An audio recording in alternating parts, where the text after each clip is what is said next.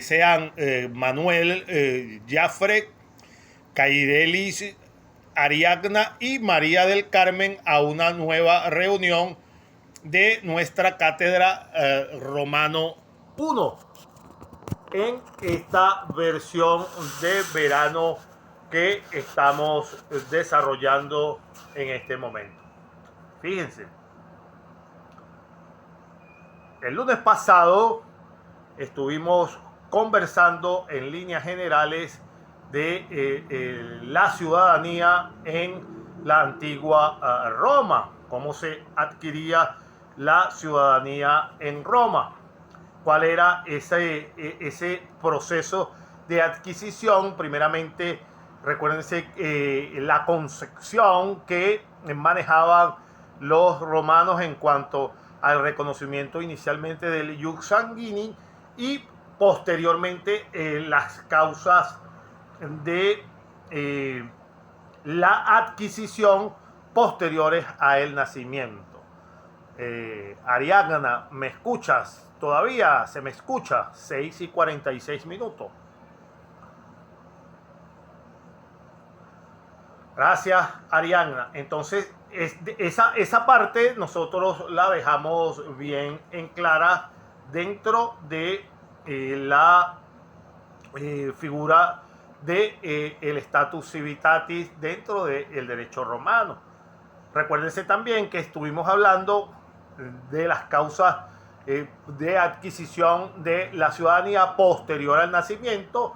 También nos paseamos por la pérdida del derecho de ciudadanía, cómo se perdía ese derecho de ciudad. Una de las figuras que tocamos en ese momento era por la pérdida de la libertad, indudablemente. Esa era una condición para perder la ciudadanía en la antigua Roma, en el antiguo derecho romano. Otra de las causas que manejamos en ese momento de pérdida del derecho de ciudad o ciudadanía era la figura de la dicatione. Recuérdense que en el antiguo derecho romano ellos no aceptaban una segunda ciudadanía. Si alguno de sus ciudadanos por alguna razón aceptaba algún tipo de ciudadanía extranjera, inmediatamente se le revocaba debido a su propia voluntad al haber aceptado la ciudadanía de otro país extranjero. Perdía automáticamente de hecho y de derecho la ciudadanía romana. Y por último, creo que no lo mencioné, también se podía perder ese estatus de ciudadano romano por el efecto accesorio de algún tipo de condena en algún delito grave, el cual hubiese sido sentenciado. Esas condenas de tipo accesorios, manejándola en el vocablo de nuestro derecho actual, eran una condena de interdicción. Los romanos manejaban la figura de la interdicción del agua y el fuego.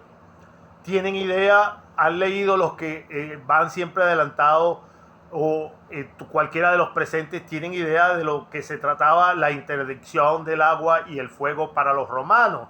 ¿Alguien tiene el principio de qué se trataba esta interdicción? Si reflejo silencio es porque por dos razones. Me preocupa si no me escuchan o si no tienen idea y continúo. María del Carmen, ¿aún se me escucha y se me escuchó la pregunta? ¿Se me escucha, María del Carmen? Sí, profe. ¿Se me escucha? Perfecto. Entonces, interpreto entonces lo segundo. Es que no tienen claro a qué se referían los romanos con interdicción, con esta pena accesoria a una pena principal de condena por algún tipo de delito grave que hubiese sido sentenciado a algún ciudadano romano. Esta interdicción del agua y el fuego consistía en que al ciudadano, una vez se hubiese demostrado que había cometido algún tipo de delito, alguna contravención dentro de las normas romanas, se le procedía, aparte de la sanción principal, a adicionarle esta interdicción del agua y el fuego, que no era otra cosa que la prohibición de la utilización de los servicios de agua y la utilización del fuego en la ciudad, dentro de los confines de la ciudad. Muy buenas tardes, Juan. Bienvenido a nuestra clase el día de hoy. Buenas tardes, profesor. Disculpe la demora, pero es que salir de la otra clase es difícil. Te entiendo, no te preocupes. Acabamos más o menos de iniciar. Estábamos retomando la última parte que vimos en nuestra clase. Para que te ubiques, estamos hablando de la pérdida de la ciudadanía en Roma.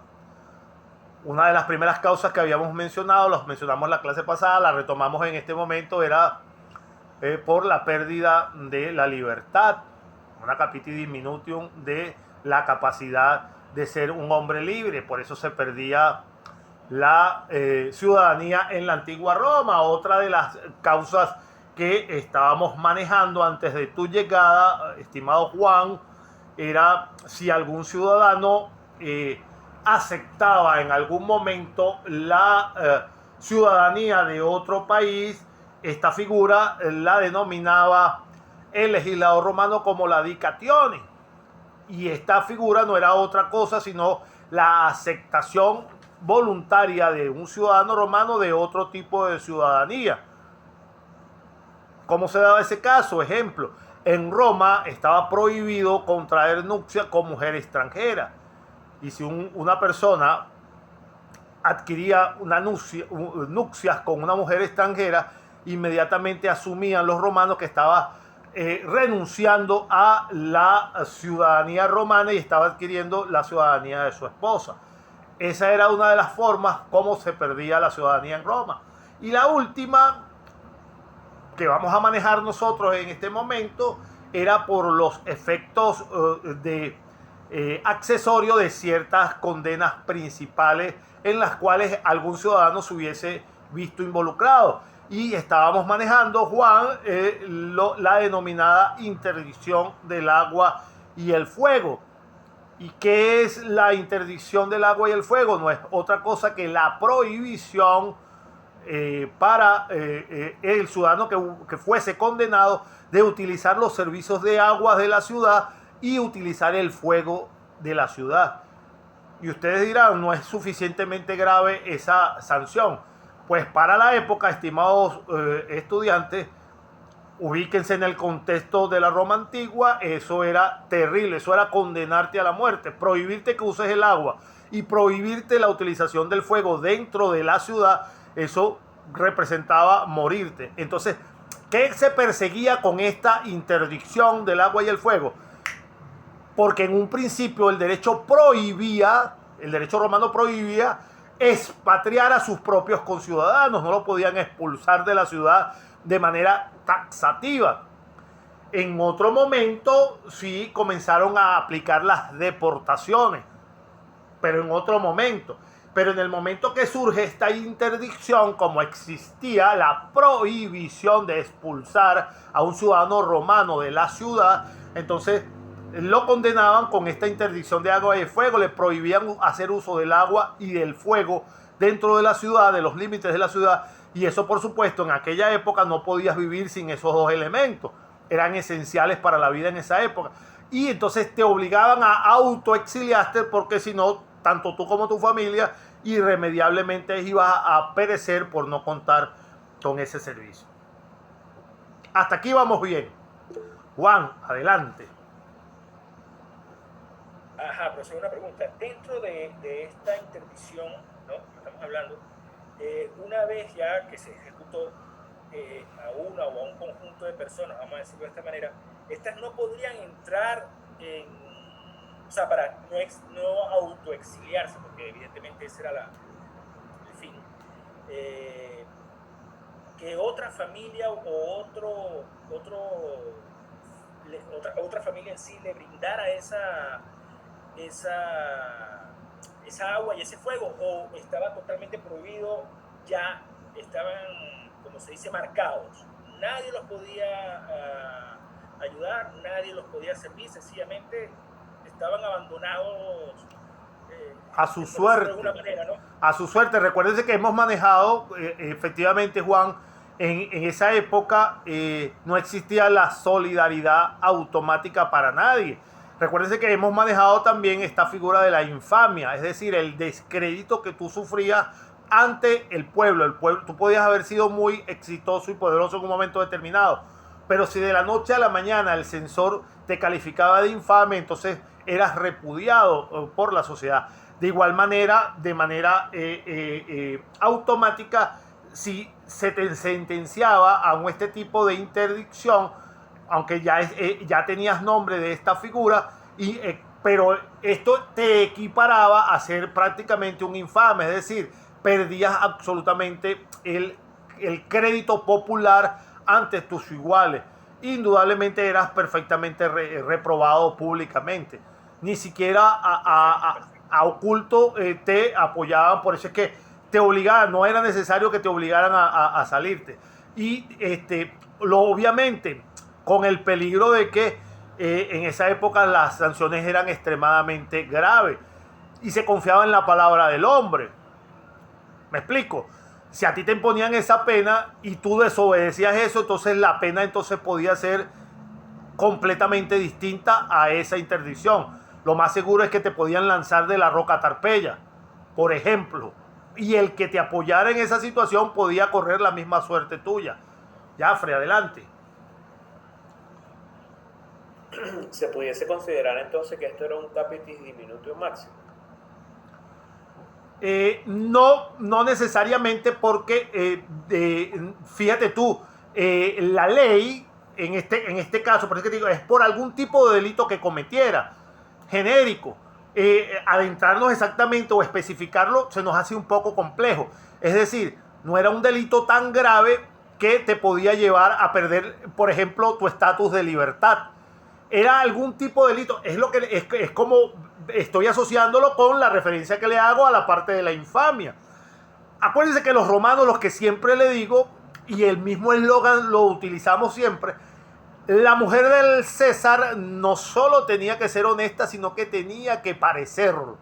Para los romanos era eso, esta ambigüedad de vida tan interesante que llevaban ellos, que primero tenían un conjunto de normas estrictas de fiel cumplimiento, y por otro lado tenían una vida lisonjera donde se daban muchísimos placeres, pero todo eso había que hacerlo muy muy cuidadoso, porque inclusive por ponerle un ejemplo de práctica de costumbres antiguas, una práctica que era vista normalmente en la antigua Grecia, no les hablo de otra cosa sino de la costumbre del amor completamente libre, independientemente del sexo, como tenía ese prohombre llamado Alejandro Magno. Es bien sabido que tenía esposa, pero también tenía pareja de su mejor amigo de toda la vida, el cual pues yacían juntos, los dos mantenían relaciones íntimas hombre con hombre. Eso en la antigua Grecia era perfectamente aceptable, no conocían el nombre que conocemos hoy en día como el homosexualismo, que en un periodo de nuestra larga estancia en la tierra ha sido visto desde distintas ópticas como algo pervertido, lisonjero, peyorativo, hasta pecaminoso para algunas religiones. Ya hoy en día, con la evolución del pensamiento humano, sabemos que esa postura es perfectamente aceptable, aunque existe en el fondo, y aunque muchas personas no lo reconozcan, una homofobia evidente de sentimiento y de corazón de muchas personas que rechazan esa práctica. Pero el punto es que, por ejemplo, en la ciudad de Roma, si en la antigua Grecia existía esa práctica, y los romanos adaptaron absolutamente toda la realidad griega, toda, y la mejoraron, la perfeccionaron, absolutamente el modus vivendi griego, los romanos lo absorbieron. Indudablemente que las prácticas, esto lo hacemos ya como casuística general y analizando entre ustedes y nosotros, las prácticas y los modos también obviamente seguro que la tomaron. Entonces, por consiguiente, dentro de ese submundo oculto de los romanos, indudablemente debieron haber existido muchísimos prohombres que mantenían ese tipo de relaciones hombre con hombre. Pero si se sabía públicamente que un hombre se dejaba sodomizar, caía en infamia. Les hago todo este ejemplo para que ustedes vean que yo estoy casi plenamente seguro, y según las bibliografías que nosotros tenemos a la mano, esa práctica se hacía, pero extremadamente oculta. Inclusive en muchas ocasiones utilizaban máscaras para no identificarlo. Y se podría parecer o saber que alguna persona tenía esa práctica. Pero si se hacía pública inmediatamente, el ser sodomita en la antigua Roma, aunque en oculto se practicaban cosas mucho más excesivas, el ser sodomita era poco menos que una causa de ser etiquetado por el censor como infame y perdías absolutamente la reputación en la antigua Roma. Entonces, esta interdicción, Jafre y queridos colegas, era porque el delito no era suficientemente grave para que perdiera su libertad y por consiguiente, para no, como no existía la norma de expulsarlo de la ciudad y el delito no era una causal para desprenderlo de su libertad, entonces la medida accesoria era el interdicto o la interdicción del agua y el fuego para repudiarlo públicamente y privarlo de una necesidad vital para que entonces no tuviese otro remedio el individuo que execrarse él mismo de esa ciudad. Hasta aquí vamos bien. ¿Hay otra pregunta? Perfecto. Entonces, visto hasta aquí, mis estimados estudiantes, pasemos al derecho o los derechos que contaban los ciudadanos romanos por el simple hecho de serlo.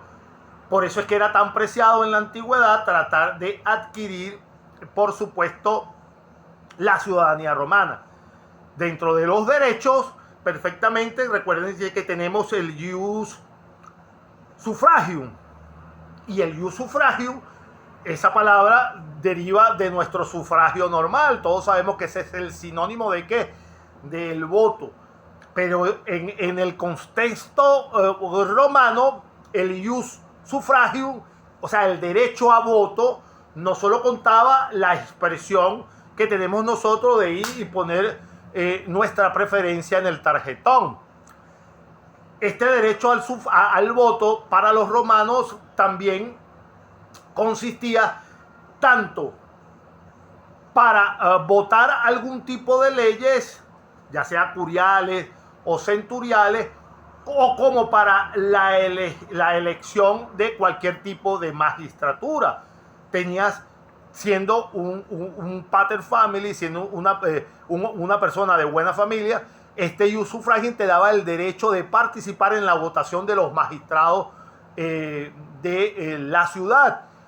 Ese era uno de los principales derechos que tenía el ser ciudadano romano. El otro derecho importante no era otra cosa que el ius honorum, que era el derecho a qué cosa.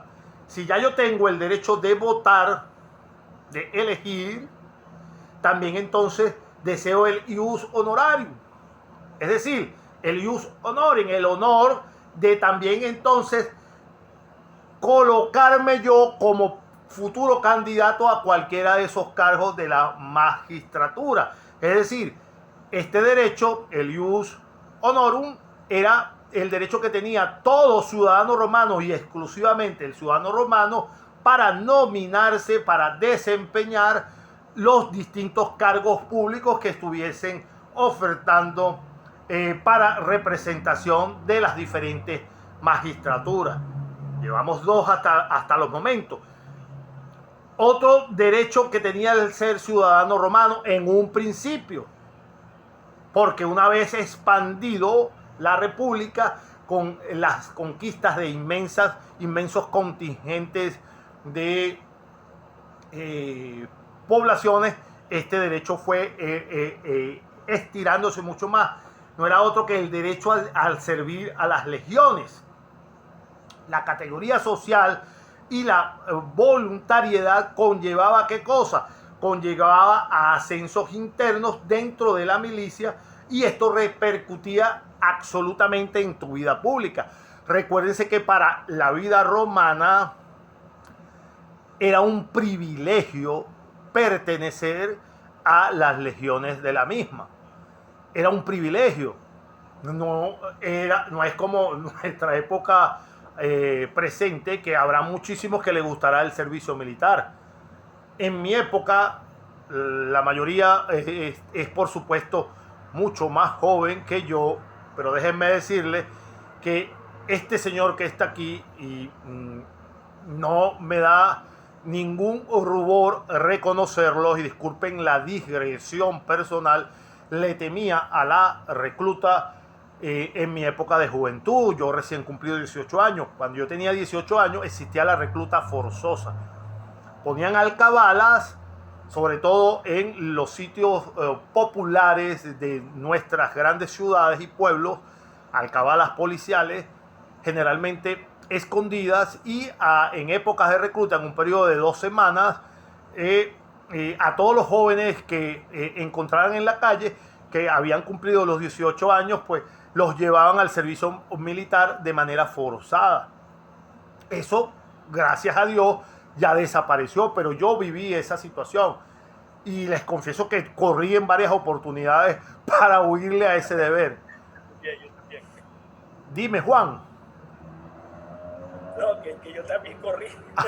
Okay. Bueno, fíjate, Juan vivió esa situación, esa parte anecdótica. Juan también les puede decir que para el que no quería ir al servicio militar, y no se trataba de que uno no tenía valor o pertenencia al país, o que uno no era una persona honorable, sino que de repente uno pensaba que el futuro de uno estaba en la universidad, estaba en otros compromisos, que uno podía servir a la patria en otra función. Adelante, Jafre. Bueno, de hecho, bueno, yo no soy tengo 43, y en mi adolescencia, mejor dicho, ya iniciando la universidad, yo tuve que sacarme el carnet de inscripción militar. Ajá. Lo que sí, ellos te respetaban cuando tú eras estudiante universitario. Si eras estudiante universitario y tenías tu carnet de inscripción militar, por mucho que te retuvieras en una alcabala, no te llevaban. A mí me retuvieron en algunos y me soltaban, a diferencia de los que no estaban identificados como estudiantes o trabajadores. Claro, había una causa. Claro, tenías que justificar, pero el requisito era haberse inscrito. Tú lo hiciste bien, Jafre. Tú tuviste una buena orientación en ese momento, porque había que sacarse el carnet. Había que ir a la jefatura. A las prefecturas. Yo claro. vivía en un pueblo y era la prefectura. Sí, en mi caso era la jefatura, fíjense. Y entonces, ¿pero qué sucede? ¿Cuál era el temor? Nos vamos a digregar 2 minuticos nada más y después pasamos a otro tema. Al tema, perdón. Pero, ¿cuál era el temor? Por lo menos en mi caso particular, no sé si Juan tendrá uno. El temor era que el periodo para presentarse, Jafre, yo me crié en Caracas, y entonces cuando comenzaba la recluta, por ejemplo, del 15 de enero al 30 de enero, era el periodo de recluta, uno se enteraba. Y entonces esa era la única fecha que tú te podías presentar en la jefatura para inscribirte en el carnet, para formalizar tu situación y llevando tus papeles, que era sostén de hogar, que era esto, que era lo otro. ¿Y qué sucedía en la realidad?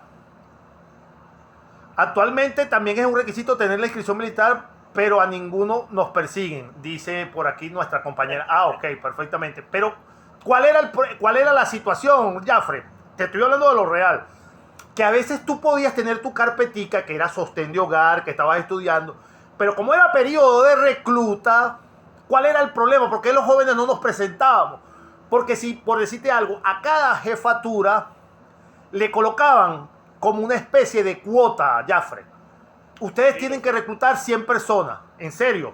Entonces, si en ese periodo ellos no llevaban el número de personas y tú te presentabas con tu papel, no te validaban absolutamente ninguna argumentación, sino que te montaban en un autobús y te mandaban para lo que nosotros llamamos Conejo Blanco, que no era otra cosa que el Fuerte Tiuna. Eso era lo que le sucedía a los jóvenes. Por eso es que nosotros huíamos para inscribirnos en el servicio militar. Esa era más o menos la historia que nosotros... Eso era rudo. Juan lo puede decir. Era muy rudo para nosotros, te lo juro de verdad que sí. Y para vivir una vida normal en la ciudad era terrible. Ajá, Juan. No, también había otra cosa. Dicen, a uno le dicen cuando tiene el corte, ¿qué pasó? Te agarró la recluta. Es que eso tiene su historia. Sí, es que a uno lo agarraba la recluta un viernes. Entonces, tu papá, cuando tú lograbas llamar a tu papá para que llevara los papeles, porque tú no ibas a tener el lunes todo el tiempo, ya estabas rapado, ya estabas a punto a que te pusieran el uniforme. Sí. No llegué porque yo era extranjero, pero para comprobar que yo era extranjero y todo eso, ya estaba rapado. Ah, ok. No, sí, eso era algo muy tortuoso. Bueno, en la antigua Roma era era más bien el ciudadano romano procuraba estar dentro de las milicias por una serie de beneficios y prerrogativas, y sobre todo a los patricios que participar en las diferentes campañas militares le otorgaba muchísimo honores y muchísima representación y vistosidad ante el pueblo, y eso a la hora de nominarse a cualquiera de las magistraturas pendientes, por supuesto iban a contar con el voto favorable de sus pares porque había luchado en la batalla cual o en la campaña tal. Entonces para ellos eso era un privilegio, ser ciudadano romano para poder pertenecer a las legiones romanas. Otro derecho que poseían los romanos era el derecho a tener nombre romano. En la antigüedad, recuérdense que las personas de otros pueblos se llamaban, por poner un nombre particular y no nombre de época. Si yo venía de la antigua Persia, de repente me llamaba Timoteo solo. Ese era el nombre, no se acostumbraban el pronombre y el connombre, lo que nosotros llamamos nombre y apellido. Los romanos sí se llamaban Julio César, Cayo Julio César. Es decir, primero un nombre, después un connombre y después el nombre de su gen. Es decir, el apellido era el nombre de la estirpe del cual él descendía, de los primigenios creadores o fundadores de la ciudad de Roma. Solo los ciudadanos romanos poseían todo ese conjunto de nombres. Para ellos eso era un honor. En cambio, la persona que no era ciudadano romano tenía solo una denominación. Se llamaba Timoteo, Judas o José. Un solo nombre. El ciudadano romano no tenía derecho a ese ius nomen. El derecho se denominaba así en latín, el ius nomen. El derecho a tener un nombre romano. Y otro de los privilegios, mis estimados estudiantes, que tenía el ser ciudadano romano es que podías participar, ser miembro del cuerpo de pontífices del Santorum, de los que adoraban a los dioses, los custodios de la religión romana. Recuérdense que desde el principio les he dicho que Roma, eso fue lo primero que hablamos en clase, estaba fundamentada en sus creencias religiosas y en el derecho.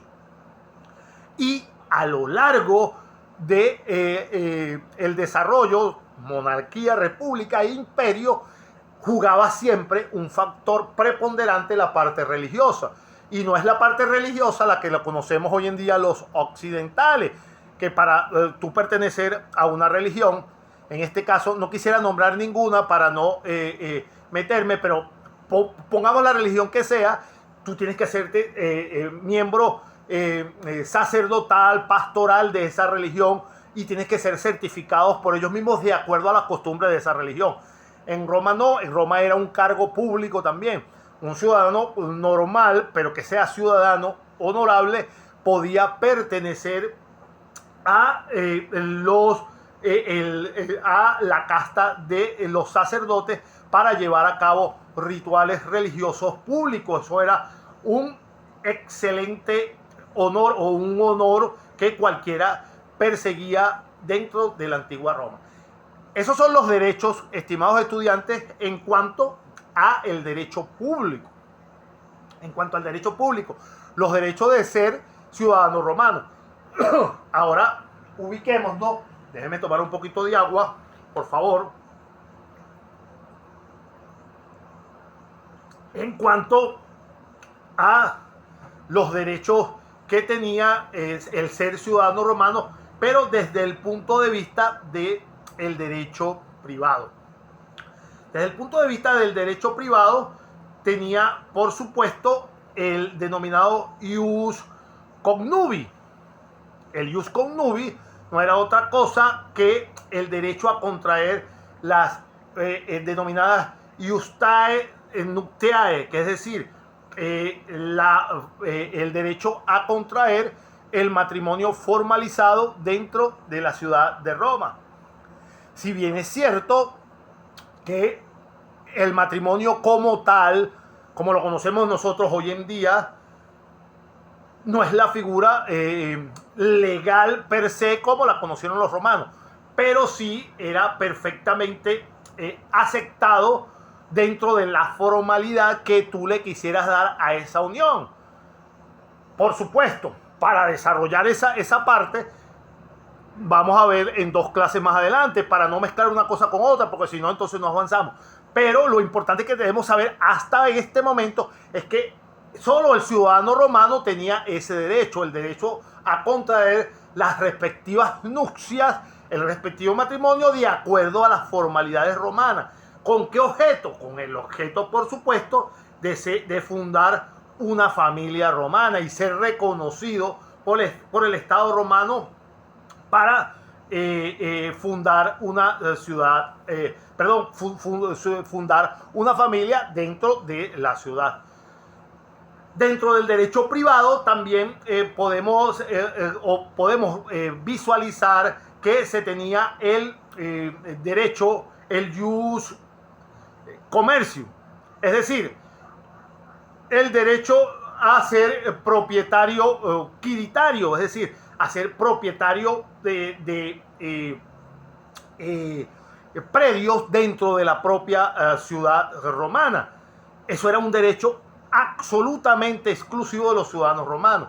Ninguna persona que no tuviese la ciudadanía romana pudiera tener o podía tener eso que vamos a conocer también en cuanto a la posesión, insisto, lo que conocíamos como el derecho quiritario o la propiedad quiritaria. Son elementos que vamos a desarrollar más adelante, insisto. Ahí vamos conjugando algún tipo de institución, pero insisto, cada una la desarrollamos a su momento para no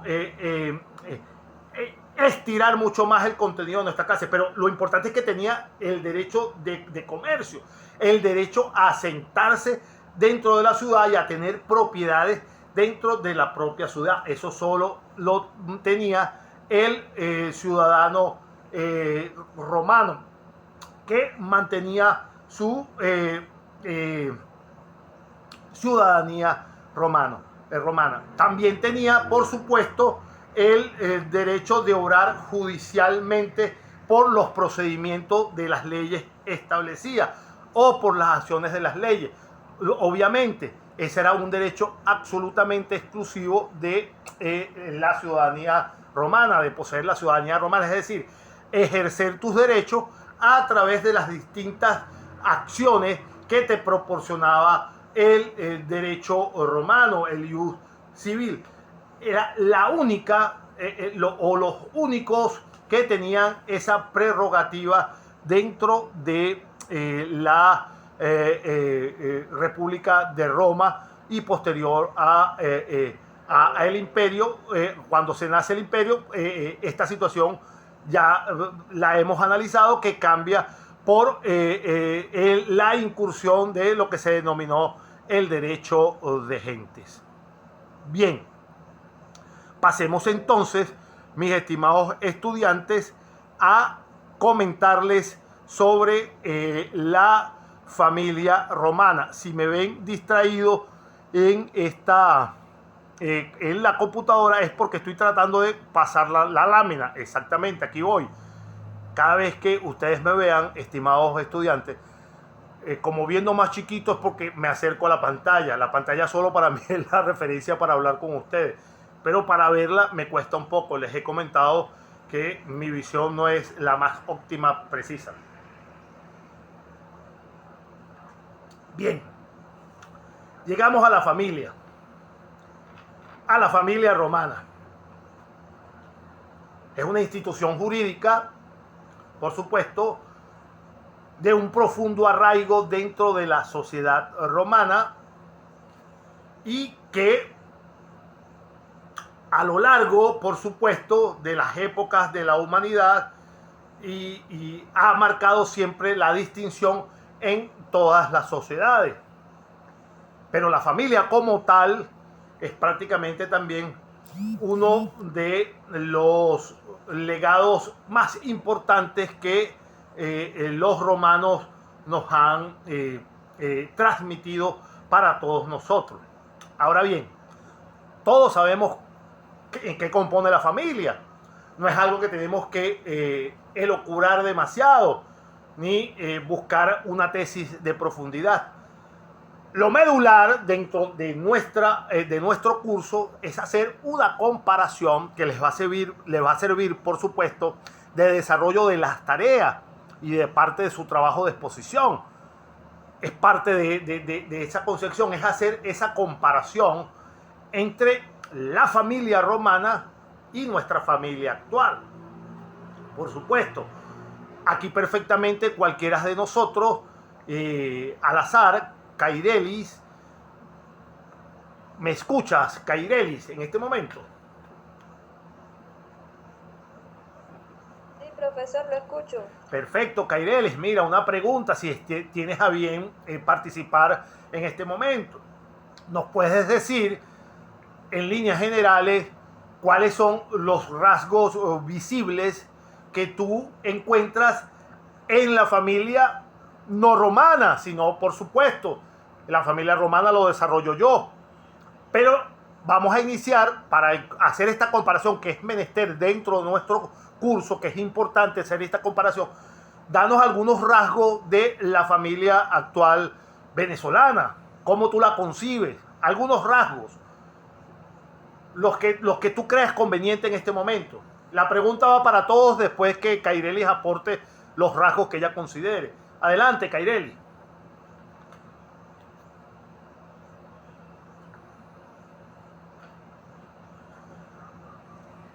¿Cómo así, profe? La verdad no entiendo exactamente. Ya va. Espérate un segundito, Arián.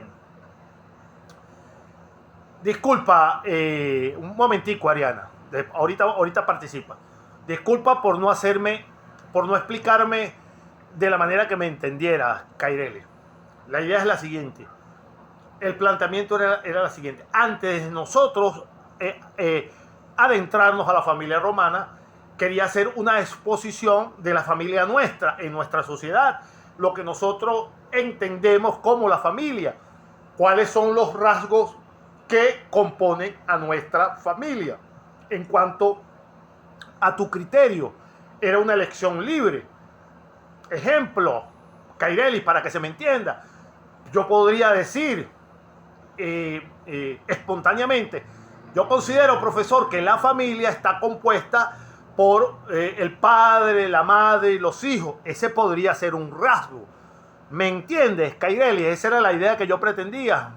Es importante que se me entienda lo que expreso, Kairelis. ¿Me entendiste ahora? Sí, ok, ya entendí.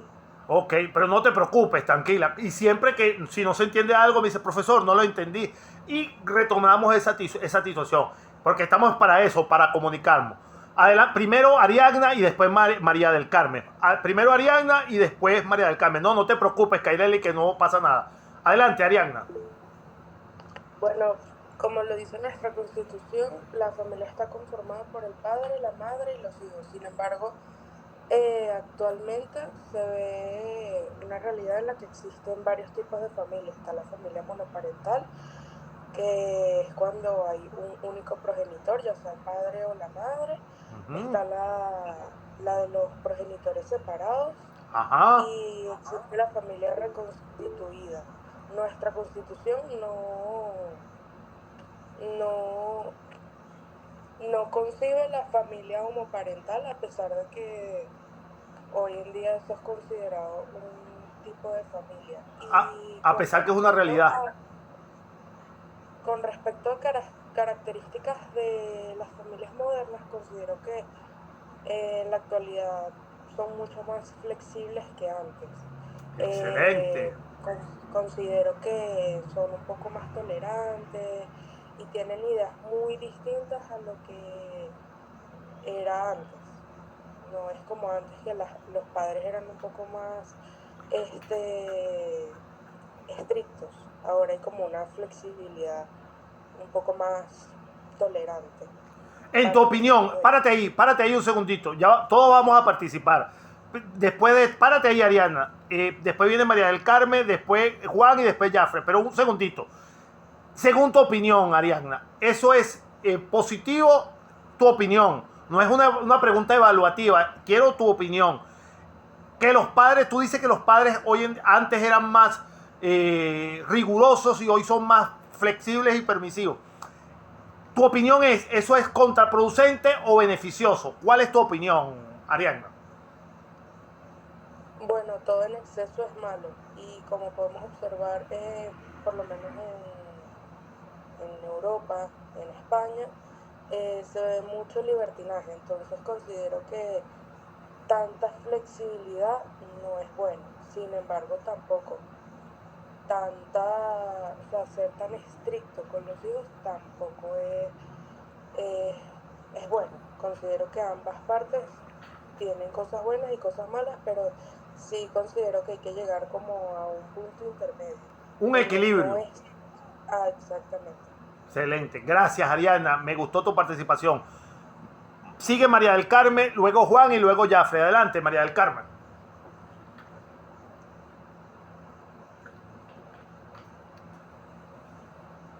María del Carmen.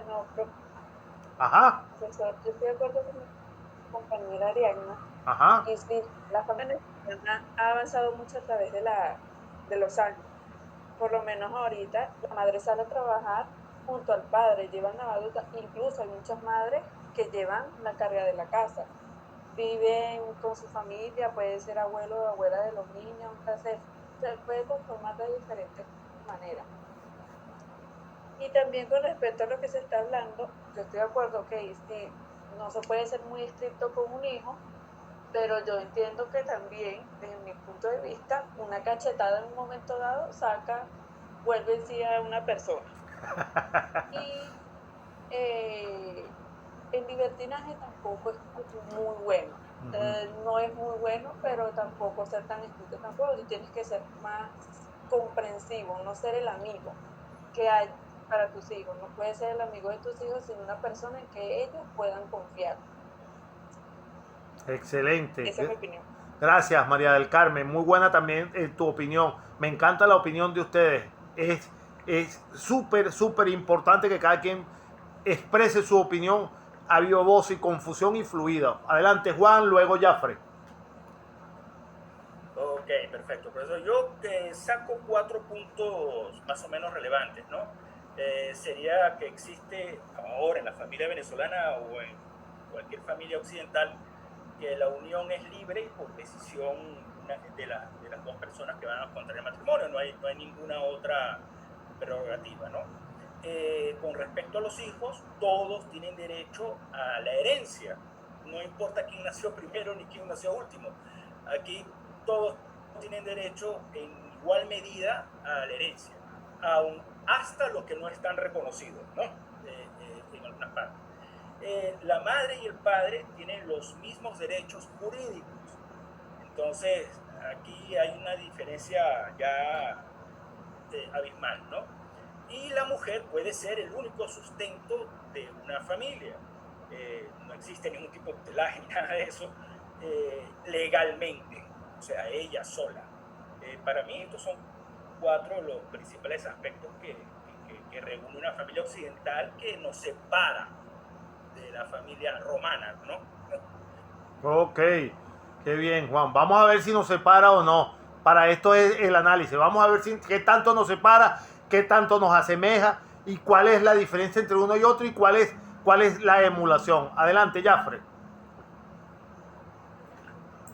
Bueno, profesor, yo voy a sacar básicamente dos características en relación al derecho comparado, vamos a llamarlo así, entre lo actual y lo que se vivió en la época romana, ¿no? Ajá. Lo principal era que, o es que en la actualidad, y sobre todo con los latinos, existe una sociedad matriarcal, es decir, el rol de la madre, inclusive el de la abuela, es primordial.